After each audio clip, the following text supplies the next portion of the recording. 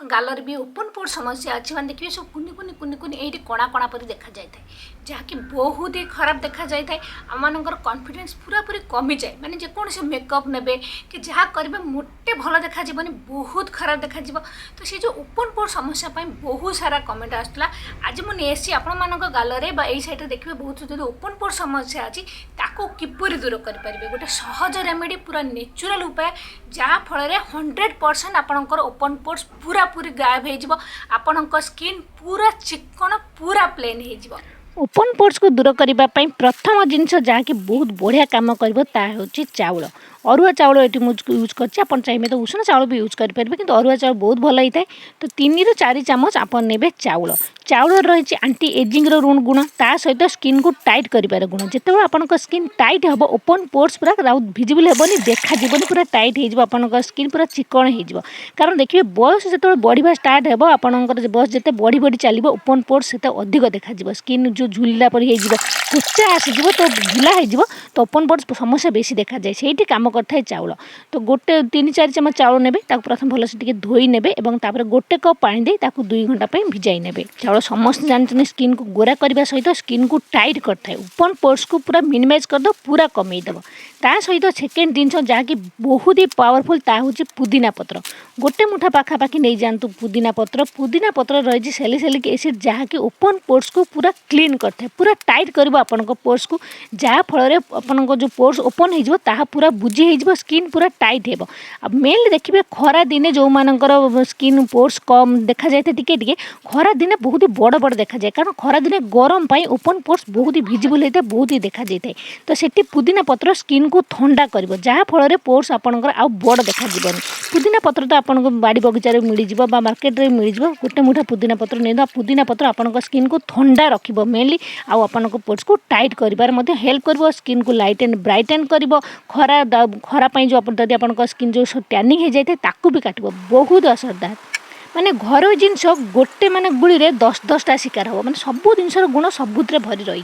आज तो आम ओपन पोर्स जो रेमेडी तैयार कर खाली पोर्स को ओपन कर माने पोर्स को टाइट करूँ तानी आपन स्किन को बहुत ही सुंदर बनइब तो गोटे पैन ने चाउल को 2 घंटा भिजई जो चाउल ताकू पानी सह पूरा से पैन में देदेवे पुदीना पत्र गोटे मुठा नहीं धोईकी परिष्कार करके पैन में नहीं आउ गोटे जिन यूज करेंगे जहाँ हूँ गोलाप जल बा गोलाप फूल जहाँ अच्छे आप यूज करेंगे जदि गोलाप फूल पाँच तो निहाती आनी यूज करूँ एवं तो मार्केट में आपको फूल दुकान में 10 कोटी देले भी गोलाप फूल मिल जाता आनिक यूज करेंगे नाई तो आप गोलाप जल पर यूज करवा और सहित ने किसी तुलसी पत्र 8-10 टी ने तुलसी पत्र जो थे कि पोर्स को टाइट कर गुण रही आंटी एजिंग गुण रही सहित देखो मुझे गोलाप फूल एटा देसी गोलाप देखो बाड़ी गोलाप पूरा छोट छोट सैज्र अच्छी आप जो भी गोलाप अच्छी आप नहीं पारे 2-3 गोलाप फूल कि यूज करूँ नाई तो चिंता करबेनी पर गोलाप जल यूज करेंगे जेहेतु मो पाखे थी मुझे यूज कर दूसरी गोलाप फूल स्किन को पूरा टाइट कर हेल्प कर आपण पोर्स को टाइट कर मिनिमाइज कर सहित स्किन को ठंडा रख जो मानकर ओपन पोर्स समस्या अच्छी से देखिए खरा दिने से पोर्स केते बड़ बड़ देखा जाए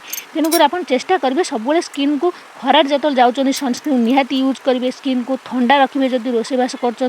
चुली पाखे बस मझे मझे स्किन को पूरा ठंडा करूँ पानी रे खाली नॉर्मल पानी रे धोईकी ठंडा रखा चेष्टा करूँ तो पैन नहीं यह गैस रे बसैकी पूरा ढांकी देवे स्लो फ्लेम रे 8-10 मिनट गरम करेंगे ये आउ गोटे जिन आप यूज करेंगे फाड़े लेंबू काटिक छोट छोट कर पकई ने ये मुझे लेंबूटा पकईवा स्किप हो जाए भिडियो आसीनी लेंबू कौन कर आप स्किन देखिए जो मानकर ऑयल अधिक सिक्रेशन होता है से पोर्स भी बड़ बड़ देखा जाए लेंबू जब आप पकईबे जो मानकर ऑयल स्किन अधिक जब आप स्किन में तेल आसूसी कंट्रोल कर प्राय तो ऑयल स्किन मानक ओपन पोर्स अधिक देखा जाए तो लेंबू फाड़े मोटे पकईबे स्किप करेंगे बड़ लेंबू तो फाड़े जो छोट लेंबू गोटे को काटिक पूरा पकईदेवे और 8-10 मिनट भल से पूरा फुटेबे स्लो फ्लेम रे गरम करदे और ठंडा करदे और देखो पानीटा को छाणिकी अन्य एक जगह बाहर करने तो ये जो पानीटा को छाड़े आम या यूज किपर करवा सेटा जाना बहुत ही जरूरी कारण आप जेपर यूज करेंगे जो थे कि आपण पोर्स टाइट हो ताकू लक्ष्य रखिकी आपको ये पानीटा को यूज करने को पड़ो जब खाली लगेदेवे किसी लाभ हेबनी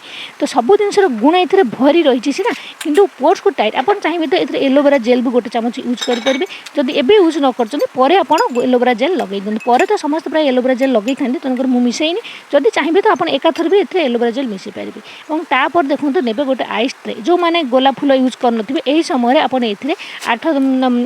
6-7 चामच गोलाप जल ये मिसई ने ठीक अच्छे मिसई भल से गोल ने गोटे आइस ट्रे ने और आइस ट्रे यहाँ आइस बनईदेवे गोटे थर बनइबे आप 15-20 दिन पर्यंत रखिकी यूज करेंगे। आ ओपन पोर्स को कमेवाई सबुठ भल जोड़ा कम करता है हूँ आइस क्यूब माने आइस टू आउ कि भल ना जहाँकि आपन ओपन पोर्स को संगे संगे कमेदेव। देखिए आप जो गोटे आइस आनी आप फेस लगे आपण पोर्स जिते बड़ बड़ देखा संगे संगे देखिए कमिज मोटे आउ देखा तेणुक बहुत ही भल। गोटे किसी पुदीना पत्र को छोट छोट कर काटी पकई दूसरी कारण टे सुंदर भी देखा देखो ये पकईदेवे और यह आप राति सारा रखिदेवे पूरा आइस बनीज और सबुदिन आपड़ ए गोटे बाहर करेंगे सकाଳେ हो बा संध्या बेले हो खरा बेले हो जिते बड़े आपको समय मिलूँ आप गोटे बाहर करेंगे फेस रे पूरा भल से मसाज करेंगे मसाज करके जिते समय आपन पाखे अच्छे आप रखिपारे और तापर धोई पारे। आ मेनली जिते खरा को जाऊँच आसला मात्र संगे संगे ए गोटे यूज करेंगे आ सब सनस्क्रीन निहाती यूज करेंगे ना तो ओपन पोर्स आपंकर मोटे भी दूर हेनी। आउ गोटे कथा जो आप मेकअप जदि कर तो मेकअप को भल से पूरा डीपली क्लीन करेंगे राति शोवा पूर्व मेकअप को निहाती छड़ेकी शोबे जदि मेकअप आपंक स्किन लगिक धीरे धीरे पोर्स आपंकर बड़ हो खराब हो सब स्किन को ठंडा रखिए। खरा दिने आप चेष्टा करेंगे सब ठंडा जिन फेस लगेवाई जहाँफल आपंक स्किन ठंडा हे जो रोषेबास कर मझे मझे स्किन को भल से धोइबे पोर्स आपंकर टाइट होकर देखो केते सुंदर आइस क्यूब बन जाइए। खरा दिने भी आइस क्यूब लगेवा बहुत ही भल होता है आम स्किन स्किन को टाइट कर आपंक स्किन व्रण फ्रण समस्या ऑयल को कंट्रोल कर बहुत भल होता है। और आपड़ यहीपरि आइस क्यूब बनी लगातार गोटे मास जदि यूज करदे आ गोटे दिन आप लगातु ना गोटे आइस क्यूब आनी गोटे थर लगातु देखिए तापर आपन पोर्स केते टाइट देखा जाउछि। लगातार आपन जो यह गोटे 2 मास यूज करदे देखिए धीरे धीरे आपन पोर्स केते टाइट हो चलो यह नुहे जे पूरा पूरी पड़े कारण पोर्स आम समस्त स्किन अच्छी कहार देखा जाए कहार देखा जाए जो मैंने भल से केयर नि आम जो मान ऑयल स्किन जो मान बयस टे बढ़ी जाइए केयर नि ना आम तेणुक पोर्स आम बड़ बड़ देखा जाए जदि आप केयर ने से पोर्स आ मोटे देखा जब पोर्स आप बड़ बड़ देखा मेकअप जो करेंगे बहुत ही कदर्य देखा खराब देखा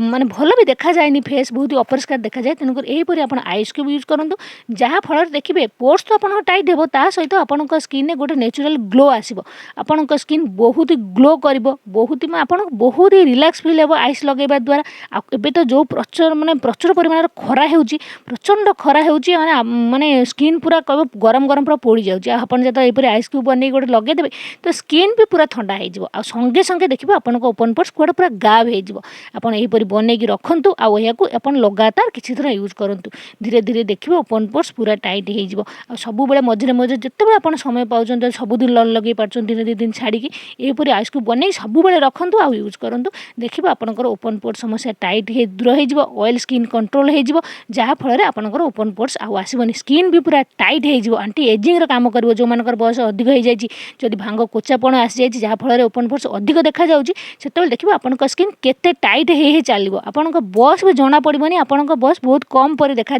आपन स्किन पूरा चिकन पूरा प्लेन देखा बहुत बढ़िया रेमेडी आपण मैंने भी यूज करूँ बहुत असरदार बहुत भल लगे। सांग मैंने जब वीडियो भल लगी तो लाइक तो करने को मोटे भी भूलें पुणी देखा नेक्स्ट वीडियो रोचे बाय बाय।